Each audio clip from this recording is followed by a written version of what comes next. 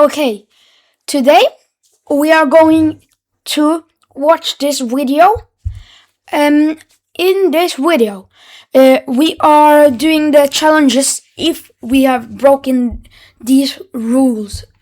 So let's find out what I've broken and what I've not broken. So let's jump right into this video. Exactly zero. The Bloons community has developed some unwritten rules we all follow without even realizing it. In today's video, we'll uncover the unwritten rules of BTD6. I'll explain each of them, and I'll give you a unique punishment for each rule should you decide to break it. The first unwritten rule is that you always place a perma-spike at the end of the track. There are very few strategies in any game that apply 100% of the time, but you can never go wrong with an end-of-the-track perma-spike. Best case scenario, it saves you precious lives from a few leaked balloons. Worst case scenario, it doesn't get used most of the game, and when any blimp slips through, the perma decimates it with all the spikes that have been saved up over the course of the game. Both winning scenarios. It's always going to get used and save you some way or somehow. It's a perfect addition to any strategy. If you break this rule, you have to win a normal game only placing down spike factories. Good luck, but not— Damn. Only spike factories. Damn.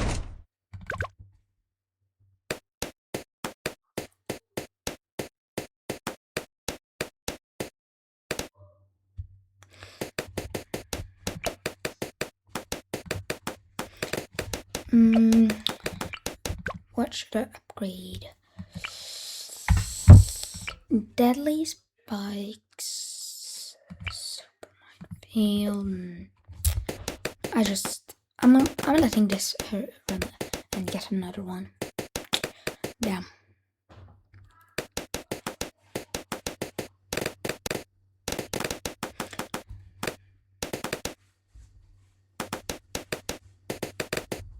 Wait a minute. And bigger stacks.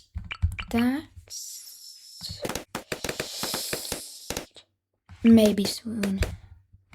I might place this one there first because why not? It will take the lives away fast. What? No, I meant kill the balloons faster. Pop them. Pop the balloons.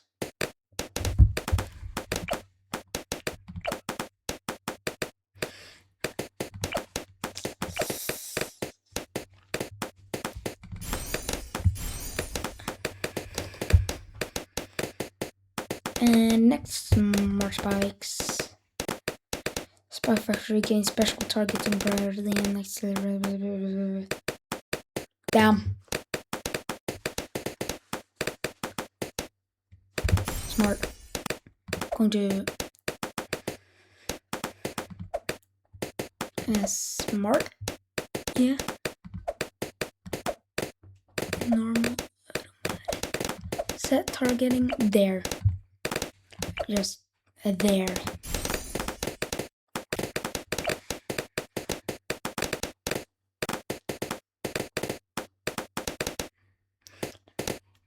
And next will be bigger stacks and faster production. Yeah.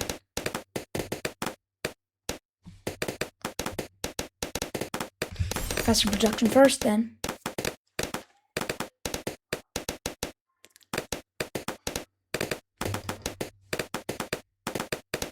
I'm sorry that it's taking so long, but I have forgotten that rule since I last played the game, so yeah.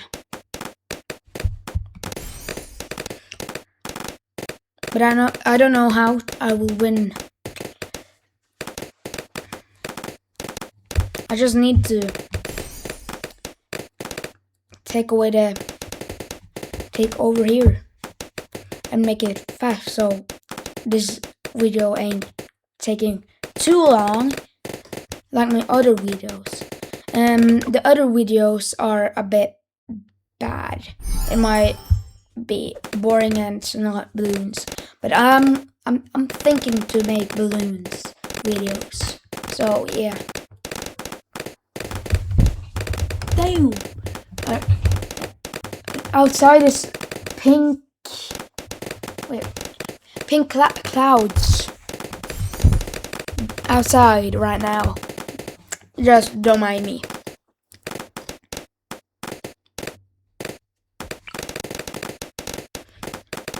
I'm just placing it there. That's basically automatic. What should I upgrade? Yeah, here and there.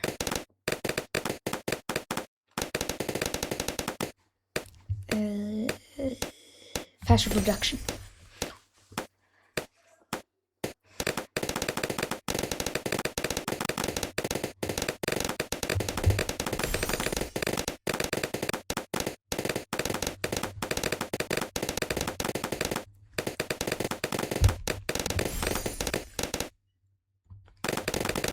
Moab Shredder. I should get that because round 40. It's just round 40 I need. Damn. Maybe I'm cooked. I think I'm cooked. Moab Shredder.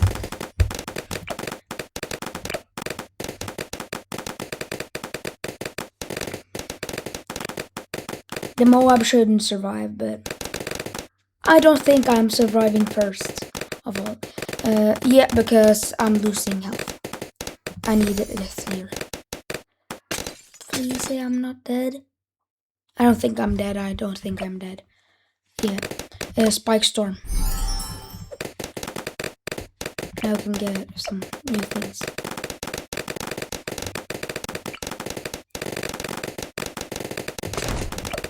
Okay, I gonna share, please.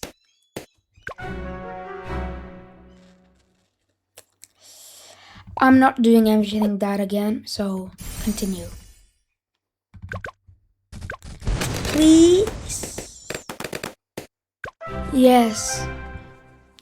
Yeah, you just saw me waste. Yeah. And now I'm just gonna I said that. I don't know why that's the first. try getting into the video again. Where is there? Yeah, there.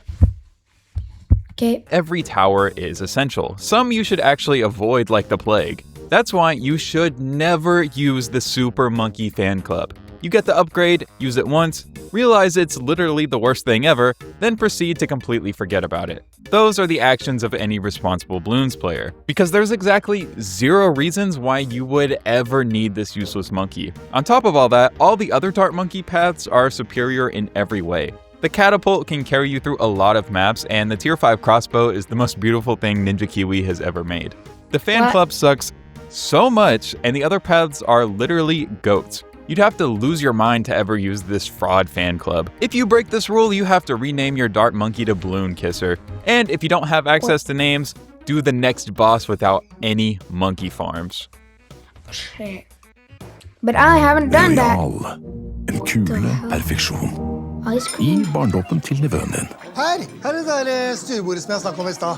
Det er eik eller furu. Det er ikke helt Klart det er verdt det. Kirsti, Yeah. hva? Er det eik eller furu? Norwegian. Yeah. I'm Norwegian, so. Our third rule is for all my Ninja I'm Monkey sorry. enjoyers out there. You've always got to invest in seeking shurikens if you're going top path. If you're a baby Bloons fan, maybe you've made the mistake of throwing distraction action on your Ninja Monkey.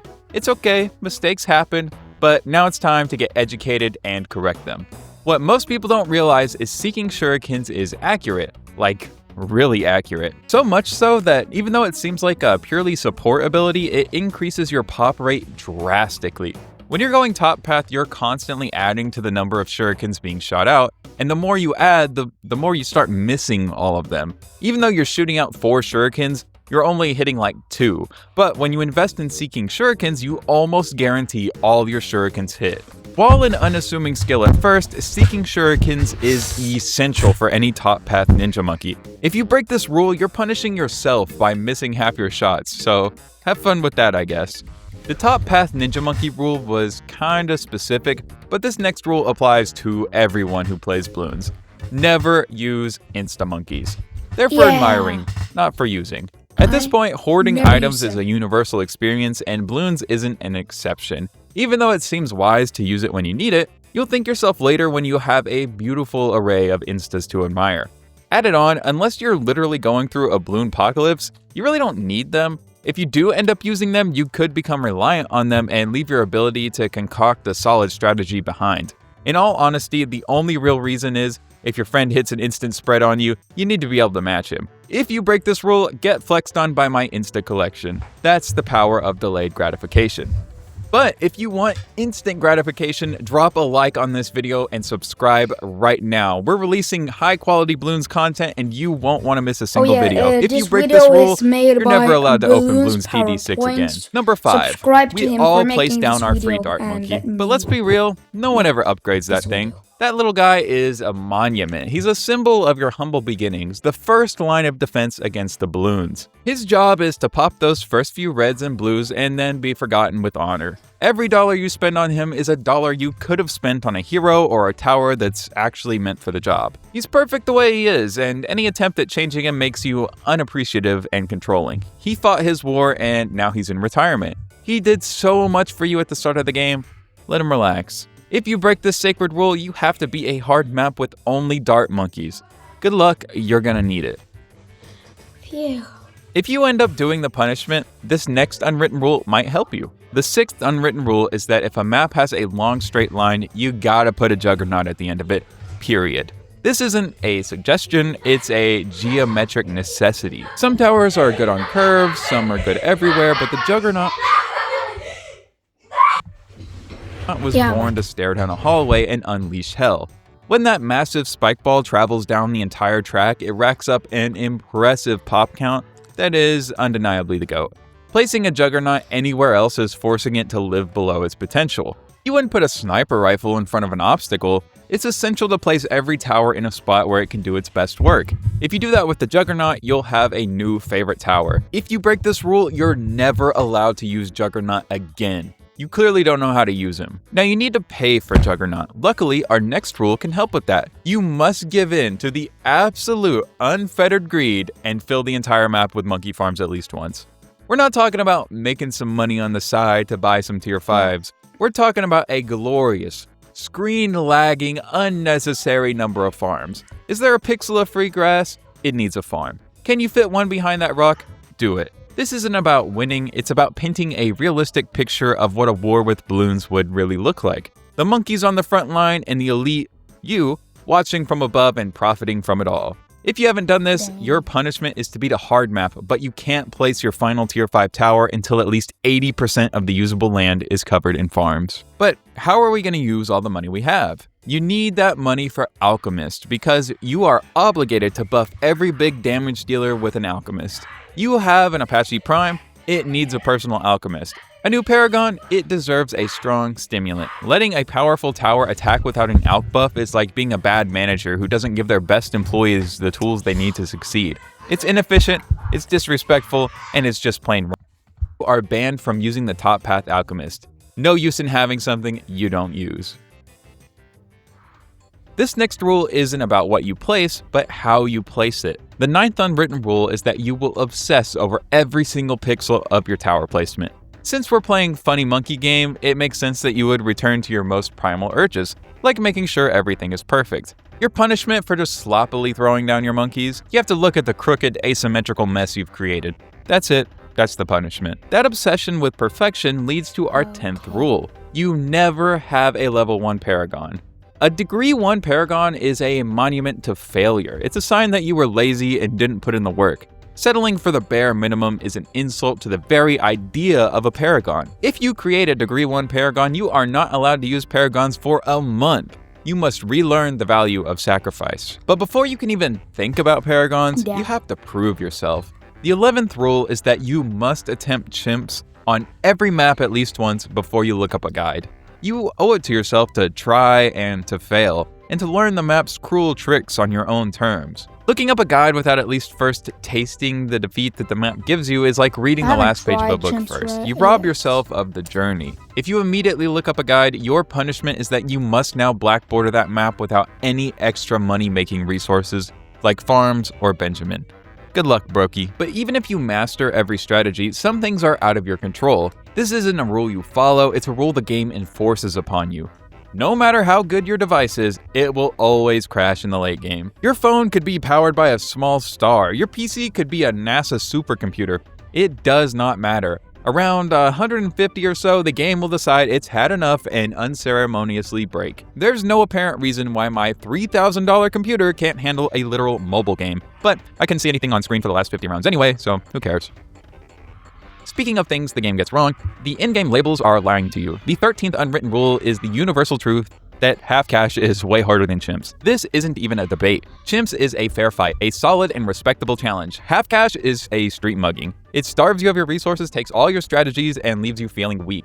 It's not a test of skill, it's a war of attrition designed to break your spirit and make you spam boomerang monkeys. If you disagree, go do half cash on an extreme map. Go ahead and walk the walk. Let's zoom out from the balloon conflict for a minute, because the 14th rule takes place in the menus. You have to experiment in the main menu and figure out all of the Easter eggs at least once.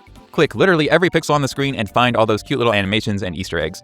A true fan explores every corner of the game, not just the part where you pop balloons. If you haven't done this, you have to play with the default music on until you find every single Easter egg. Sometimes it's our own habits that hold us back. Our next rule is we all have a monkey whose abilities we don't care enough to use. Maybe it's the total transformation, maybe it's the Moab eliminator. You buy the upgrade to have the monkey, but you never remember to actually click the button. It just sits there, a silent testament to your own laziness. If you break this rule and actually use your abilities like a sweat, good job, you're playing the game right. This next experience is a rite of passage. You have to lose to a single red balloon in chimps at least once. You've beaten round 98, you feel invincible, then, out of the corpse of a ZOMG, a single red balloon emerges and floats lazily past your $2 million setup, and you lose. This is the game humbling you, reminding you that it's not over till you see the victory screen. If this has never happened to you, go and beat chimps with 2 towers right now, if you think you're so good at the game.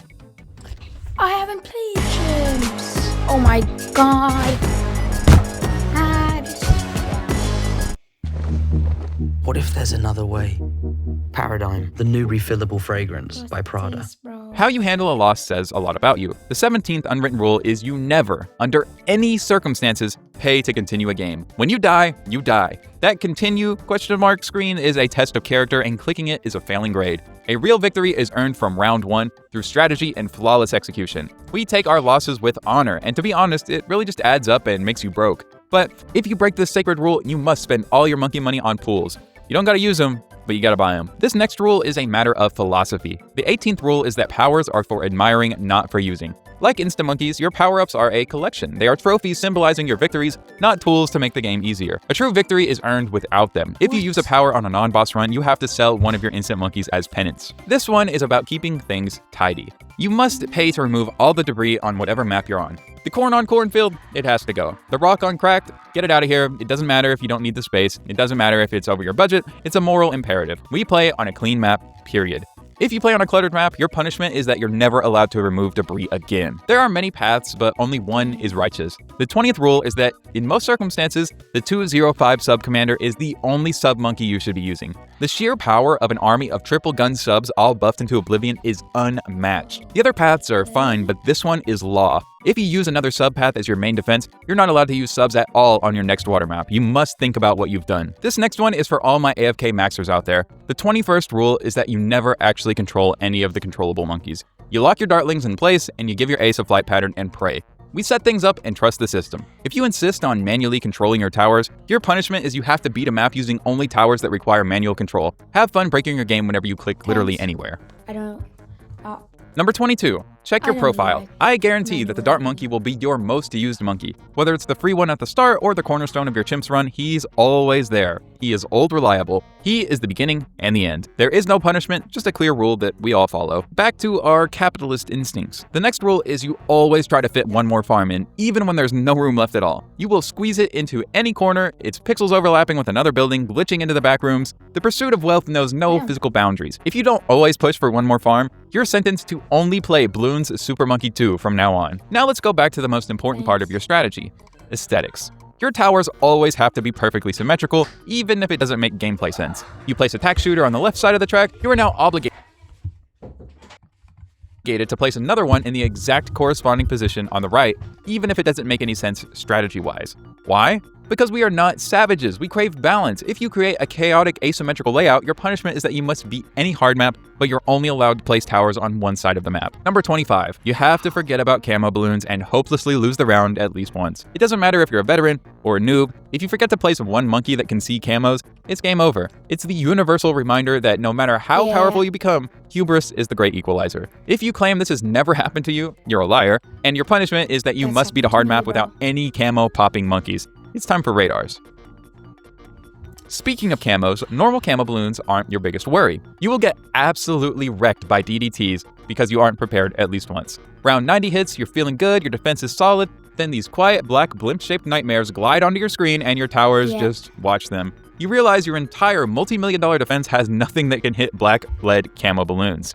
It's not a leak, it's an execution. If you were somehow born with the knowledge of how to counter DDTs, you're never allowed to use monkey knowledge again. You're clearly so good, you don't need it. This next one is a pain of your own making. You have to experience the agony of hoarding cash for a Paragon, only to die moments before you can afford it. You're at 480,000, you just need one more round, you greedily hit start, ignoring the fact your defenses are tissue paper against the impending wave of fortified DDTs, you watch in horror as your lives evaporate. It's the ultimate lesson in greed. The game has already punished you more than I ever could. Number 28. Sometimes, even when you win, you have to do something pointless. When grinding for a border, you always go into free play mode, even if it's a total waste of time. You've beaten chimps, you have the medal, there's absolutely no reason to continue, but you do it anyway. You click free play to watch your defense annihilate round 101 as a sort of psychological victory lap. If you don't take your victory lap, you're not allowed to play in free mode for any reason for a whole month. Number 29, you always find a way to use a monkey sub because they're that good. Even on maps with tiny puddles, you'll find a way to cram a sub in there. Their global range and immense power are just too good to ignore. If you play a map with water and don't use a sub, you have to play the next 3 maps without placing any towers near water. Number 30, when in doubt, you always start off with an Alk buffed ninja. It's the most reliable opening in the game, the one you can fall back on for almost any map. It solves camos and lead popping before round 30. It's a legend for a reason. If you refuse to use this legendary combo, then you're not allowed to use ninjas or alchemist at all for a week.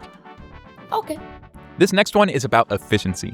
The 31st rule is you always get pursuit on every helipilot you have. Why would you want to manually fly it around when it can do a better job on its own? We have technology for a reason. Set it and forget it. If you don't use pursuit, you have to beat a map using only a manually controlled heli as your primary defense. Number 32, when you're just about to lose, you always try to strategize even when it's hopeless. A DDT has slipped through. It's halfway down the track. You have 10 lives and no money, but you're still there, frantically pausing the game, trying to sell a farm to buy a 0-0 spike factory as if that's going to change anything. It's a tragic denial of a commander who refuses to go down with their ship, even when the ship is already at the bottom of the ocean. If you just give up, and this is what you call pain. At least. Wait, what? Oh, I need to go in around. This is what you call pain. My God. I'm doing it fast though. No, I don't wanna.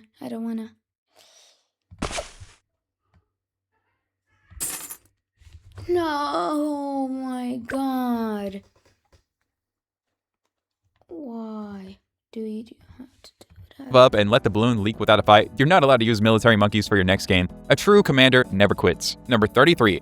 Every player has a weakness. Everyone has that one intermediate map they struggle with more than advanced maps. It's your personal demon, the one map that just laughs at your best strategies. It defies logic, but it's real. You must now go and beat that map on chimps. It's time to conquer your demons. Number 34. This is a matter of sanity. You always mute the hero voices. You love Pat Futsty, but you do not need to hear him yell it's squashing time for the 400th time. The silence is golden. It allows you to focus on the sweet, satisfying sound of popping balloons. If you play with the hero voices on, your punishment is you have to listen to them. All of them for the entire game. Number 35. Some towers are just untrustworthy. The 35th rule is that the monkey wizard never placed the wall of fire in the right spot until the update where you could just place it yourself. You used to have to place him in the most perfect, ideal location imaginable, and he would just repay you by summoning his firewall 3 inches to the left, completely missing the main track. Sometimes it feels like he's helping the balloons. There's no punishment I can imagine that's worse than the pain of watching a firewall spawn on the wrong part of the track. The wizard is doing the punishing. Number 36. The 36th rule is the ultimate sin. Never buy hero levels with cash. Every dollar you spend to level up your hero is a dollar you've stolen from your defense. It is the single most inefficient use of money in the entire game. You earn hero levels through combat and time through honor. Buying them is the ultimate shortcut of the desperate and strategically bankrupt. If you buy even a single hero level, you are never allowed to use heroes again. You cannot be trusted. Number 37. When a new event comes out, we all don't read the rules the first time. You jump in blind and have absolutely no idea what's going on as you immediately lose. This is how we learn. Through failure, through pure, unfiltered chaos. Reading the rules before is its own punishment. You are a coward. Number 38. This is non-negotiable. You must always have auto start on. We are here to pop balloons, not to sit around and admire the scenery between rounds. The faster World War balloon is over, the better. The second round ends, the next one begins. Waiting is for the weak. If you play with auto start off, you have to beat a map on impoppable, but you're not allowed to fast forward. Number 39. And for some reason, you always have fast forward on. Life is too short to watch balloons move at normal speed. If your screen isn't constantly moving at double speed, you're just wasting your life. This is the only way to play. Your punishment for playing on normal speed is that you have to black border an intermediate map with only ice monkeys. But you can have support monkeys. Number 40. And the final, most important rule of the entire community, you never admit you used a guide to help black border a map. Did you secretly watch a guide because chimps on this map is way too hard? No, you didn't. You just had a stroke of strategic genius. You figured out that precise 024 sniper placement all on your own. Your friends don't need to know about the spreadsheet you have open on your second monitor. If you break the code of silence, your punishment is you have to actually beat your next expert map on chimps with no guide. And that was all of the unwritten rules of balloons. Are there any rules that weren't on this list? If you enjoyed this video, leave a like and subscribe and go ahead and click the video on screen. If there isn't one, you're here early and we'll have new videos out soon. Welcome to the Balloons Hate Club. See you next time. If you want instant gratification, you should drop a like on this video and subscribe to the channel. This is our very first video. Let's see if we can hit 100 subs. We'll be releasing high quality Bloons content and you won't want to miss a single video. If you break this rule, you're never allowed to open Bloons TD6 again. Här kan du sträcka mig till 390. Okay. Bye. Have a great day or night or evening. Bye.